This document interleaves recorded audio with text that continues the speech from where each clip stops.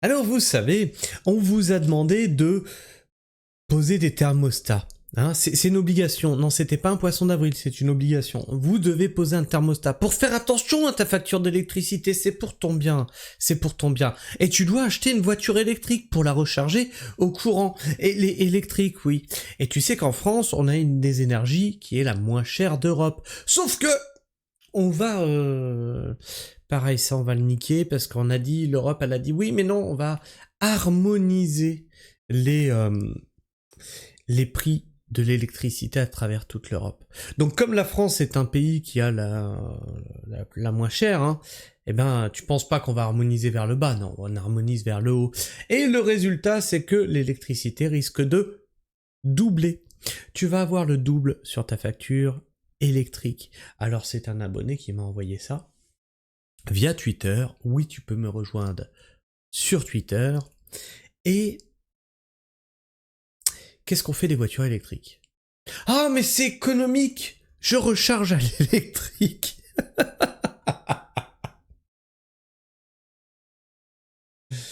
Le prix de l'électricité pour le particulier va doubler. Au Parlement, la fronde anti-énergie renouvelable s'organise. Des élus de la droite et du centre auxquels se joignent les députés RN veulent forcer le gouvernement à faire passer la programmation pluriannuelle de l'énergie par le Parlement. Dans leur ligne de mire, le coût exorbitant du renouvelable. Voilà, le renouvelable, c'est de la merde, ça ne produit que dalle, c'est hyper cher à mettre en place et ça ne sert strictement à rien. À part peut-être à faire marcher des entreprises, des copains. Les copains des écolos. Cette truc-là, ce moulin à vent, ça n'a rien d'écologique, ça a tout de capitaliste. Les panneaux solaires, cherchez sur la chaîne, on a traité de ça. On défigure des montagnes, on rase des forêts pour poser des panneaux solaires, on les met dans les champs plutôt que de créer de la nourriture. Pour produire une infime partie de notre électricité. Alors qu'on a quelque chose de formidable, je sais, il y a des anti-nucléaires. Dans les commentaires, on a le nucléaire. Que tu le veuilles ou non, c'est une énergie propre. Oh oui, mais attention, parce que ça fait des déchets. Ouais, est-ce que tu sais ce que ça fait vraiment comme déchets radioactifs? Vraiment radioactifs, les dangereux. Ça représente rien. Depuis que l'énergie nucléaire est en place en France, ça représente un tout petit cube que tu pourrais poser là, dans mon jardin on pourrait le poser. Bon après je meurs parce qu'il est radioactif celui-là. Ah bah tu vois, il est radioactif. Ouais, sauf qu'on avait normalement mis au point des technologies pour pouvoir encore récupérer ce truc-là et le remettre dans des centrales, genre c'était ITER je crois. De façon à le consommer jusqu'au bout, et on avait 2000 ans d'énergie devant nous. Mais pourquoi on peut pas le faire? Parce que les écologistes ont saboté le projet. Voilà, 2000 ans d'énergie électrique qu'on avait devant nous. Mais non, on préfère mettre des moulins à vent qui ne produisent rien. Et demander aux gens de mettre des thermostats chez eux pour pas chauffer trop fort pendant que tu recharges ta voiture dans le garage. Putain, mais sérieux, mais quel monde de merde. Il y avait comme un air de fronde ce mardi matin, salle Médicis au Sénat. Cible de plusieurs parlementaires de droite et du centre. La programmation pluriannuelle de l'énergie, la PPE, prévue par la loi de transition énergétique pour la croissance verte de 2015. Croissance verte, ouais. Elle est où la croissance? Elle est plus là. Hein. Cette dernière fixe tous les 3 à 5 ans les grands objectifs de la France en matière énergétique. Une étape que le gouvernement compte franchir par un décret sans passer par la case Parlement. Voilà, c'est pour ça. Vous savez, à chaque fois qu'on parle de décret, ça m'énerve. Parce que ce n'est pas sanctionné par une loi. Donc, on saute ça, on saute le Parlement. Ce qui n'est pas du goût de plusieurs groupes au Sénat et à l'Assemblée nationale auxquels se joignent les élus du Rassemblement national.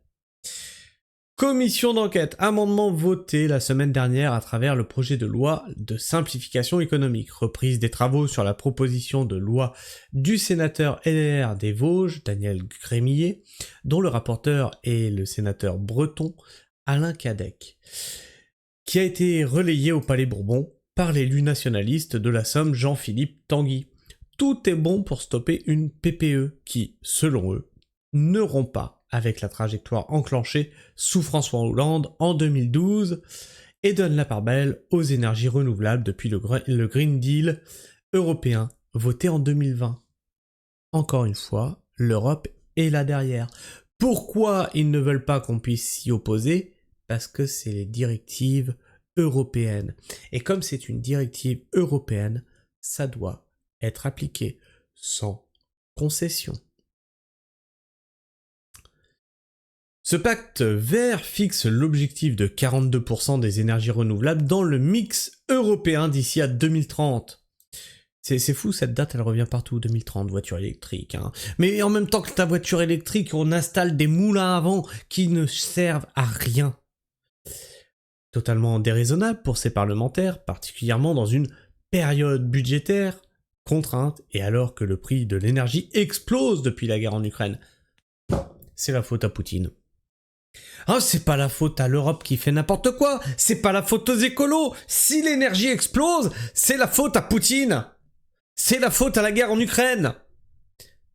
Comme si on produisait pas notre énergie chez nous.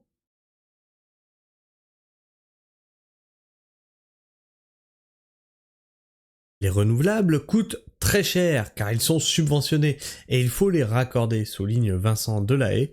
Le sénateur Union centriste de l'Essonne appelle ainsi à définir une production d'énergie décarbonée à 60 ans et à réinvestir massivement dans le nucléaire. Voilà, ça c'est une bonne idée. Garant de l'indépendance énergétique de la France. Nous avons perdu la référence nucléaire dans le monde, tout est fait pour organiser la catastrophe. Prenez l'exemple des Allemands. Ils ont niqué leur nucléaire. Résultat, ils allument leur centrale à charbon. Qui envoie les particules, enfin le CO2 chez nous? On est pollué par l'Allemagne. C'est bien, ils ont arrêté le nucléaire. Bravo! Félicitations! Le prix de l'énergie serait aujourd'hui inférieur à celui qu'il était il y a 15 ans. Avance l'ancien PDG d'EDF, d'Henri Proglio, invité à s'exprimer. Ce sont des objectifs tout à fait irréalistes et déraisonnables, sous l'influence d'idéologues, voilà, d'escrologues, et pas d'écologistes.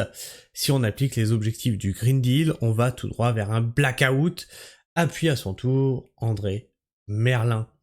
Et tu vas pas me dire que c'est pas voulu. Tu vas pas me dire que c'est pas voulu, puisque on te dit, dans le même temps, qu'il faut augmenter, il faut arrêter la voiture thermique, il faut aller vers de l'électrique. Dans le même temps, on te dit on va moins produire d'électricité parce qu'il faut 42% d'énergie renouvelable qui ne produisent rien. Ouais, on va vers un blackout. Tu vas pas me dire qu'ils l'ont pas vu venir. Si moi, je suis capable de le comprendre. Dis-moi pas que ceux qui ont voté ça, l'Union européenne, c'est pas l'effet qu'ils cherchent. Pour l'ancien président du directoire de RTE, le soutien de l'État à un parc éolien offshore, comme en baie de Saint-Brieuc, correspondant par exemple à une subvention de 200 € du mégawattheure contre 60 € sur le prix du marché. Ça fait 420 milliards d'euros de subvention pour un parc éolien, donc peut-être millions, hein. Attention les grands M. 420 millions de subventions pour un parc éolien de 1000 MWh, précise-t-il. Au total, l'ex-patron du transporteur d'électricité français estime à 15 milliards d'euros par an l'argent public finançant le renouvelable à l'horizon 2035. 15 milliards. Le prix de l'électricité pour le particulier va doubler et ce sera plus 30% pour les industriels. Alerte André Merlin. Autant d'argent pouvant relancer le nucléaire et la recherche, estime François Goulard. Non mais on te met dans un cul-de-sac. Après, il faut que tu sortes le pognon pour assumer la connerie. Et derrière, t'es coincé. Parce que tu ne peux plus financer d'autres solutions. Le schéma est simple. Il faut l'imposer à une administration atteinte de folie et à un gouvernement sans réaction. Lance l'ex-ministre et le président du Conseil général du Morbihan, désormais défenseur du patrimoine nucléaire hexagonal, le PNC France. C'est une catastrophe. Je veux dire, la France, c'est le dernier truc que je vois qui nous reste, c'était le nucléaire, on était à la pointe de ça. Déjà, grâce à Macron, on a réussi à revendre notre technologie, hein, cette technologie qui est le nucléaire. On a réussi à lui revendre aussi le fameux projet ITER, on a tout revendu aux Américains, bref, on n'est même plus possesseur de nos propres brevets, c'est une catastrophe. Et là, on veut dire stop. Stop aux centrales nucléaires. Non, mais non, bon, non, non, on s'en passera bien. Est-ce que tu sais combien de putains d'éoliennes il faut planter pour remplacer une centrale nucléaire? Alors on avait vu la photo, ça s'étend à perte de vue. Ça s'étend à perte de vue. Ouais, mais les éoliennes, c'est moins dangereux. Hein, en fait, non.